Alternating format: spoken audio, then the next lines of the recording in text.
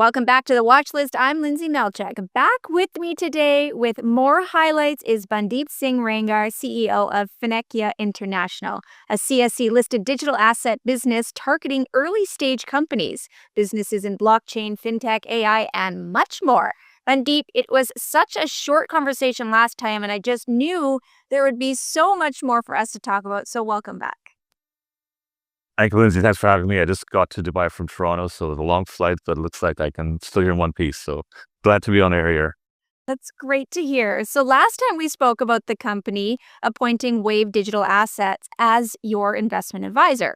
Today, we're talking about Finekia recently announcing the issuance of the world's first exchange trade product, ETP, deploying underlying digital assets and yield-bearing decentralized finance, so the DeFi.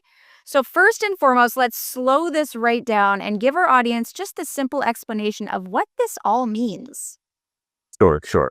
So look, there's a lot of interest in digital assets, and a lot of funds, institutions, as well as family offices don't have a mandate to buy crypto in this kind of naked form. So you package this in ETFs, which is why you're seeing this huge interest in the US Bitcoin ETFs and subsequently the Ethereum ETFs.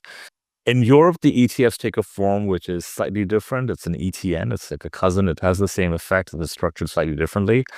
And what it does, it allows for investors to buy a listed instrument, like buying a share. It's like buying Microsoft. You're just buying a share that's listed on a stock exchange. So it's a fully regulated, listed, liquid instrument. The only value of that instrument is the underlying digital asset. So you're effectively getting a proxy for buying digital assets or crypto assets through a listed instrument on the stock exchange. So you can go and buy it through your stockbroker, or you can buy it from your institutional account with a large brokerage firm. So you're effectively getting exposure. Now, the history of ETFs has been, in the US and Canada, has been you can buy Bitcoin and Ethereum through these proxies. We've pushed the envelope further by saying you can actually get some of the other coins, and the one we've launched now is a Cardano one that Wave's advising us on, which is a top 10 coin. It's worth about $35 billion in market cap. And as I maybe have indicated before, the digital assets tag is a bit of a misnomer, because while it is an asset and it is a currency and a store of value, these are also software protocols. And these software platforms generate fees from transactions, from various decentralized finance activities that take place there, like borrowing, lending, liquidity provisioning, etc.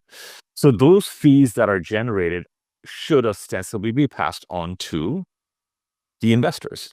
So we thought that, there's room to make this whole ETF, ETN industry more fair for the investors, and to have a fair outcome that involves not only having the potential appreciation of the underlying digital asset, but also the yield generation, not only from staking, which some people do, some issuers do, but also from decentralized finance, where the returns are much better and it's a growth industry. So that's what we've come out with, is the first ETN in the world, which is basically similar to an ETF, that can deploy the underlying assets on decentralized finance and give above market yields. Okay, so I think I understand this now. Now, if we can elaborate just a little bit more on the structure of this ETP and how it integrates yield-bearing DeFi components. Yeah.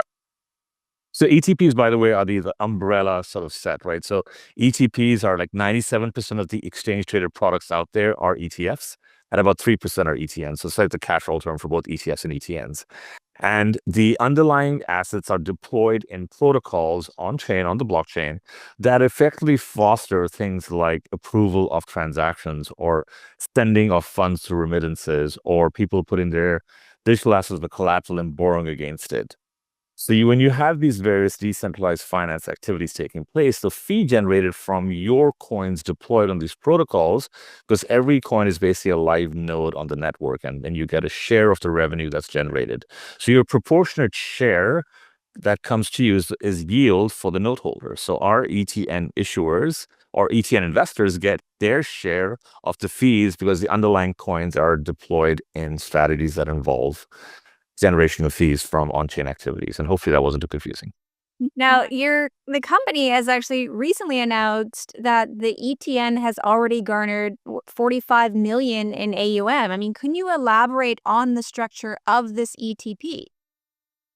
So this product has obviously found a nice sweet spot in the market, and getting to just over 30 million euros, which is 45 in Canadian, sort of indicates the appetite for both ETNs that are basically the proxy for digital assets, but also for DeFi generation and the yield generation from there.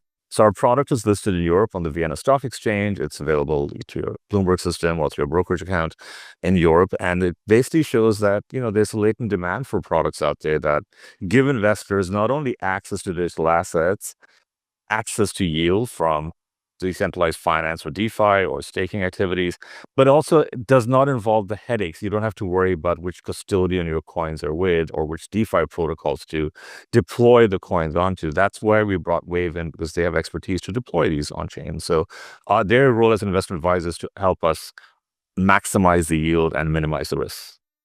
Now, there is a lot of evolving regulatory landscape surrounding digital assets as a whole, as well as DeFi. So, what measures is Finecchia taking to ensure compliance and manage that risk for investors in its new ETP?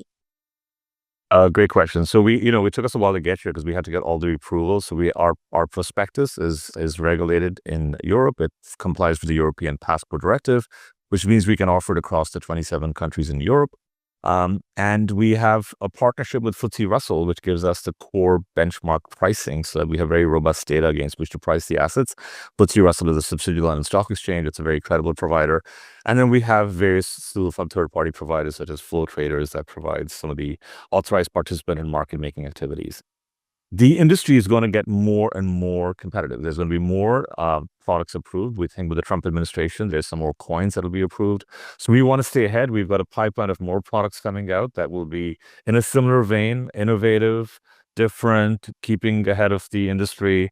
And I think right now, given all that we've built up, and with this product that gives us a management fee of 2% per annum and a 20% of the yield, we think that in due course that'll be reflected in our share price, which at this point is still recognizing that new development that we have, and the market will, I think, soon come to realize what we're building. That's very exciting.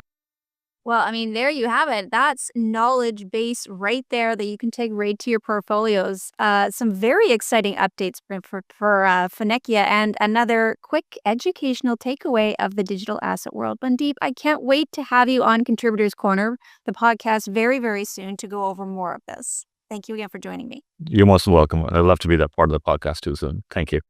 Again, that was Bundeep Singh Rangar, CEO of Finecchia International. If you want to learn more about them, their website is finecchia.com. And of course, for all of your market updates, stay tuned over on Stockhouse.com. I'm Lindsay Melchuk. We'll see you next time.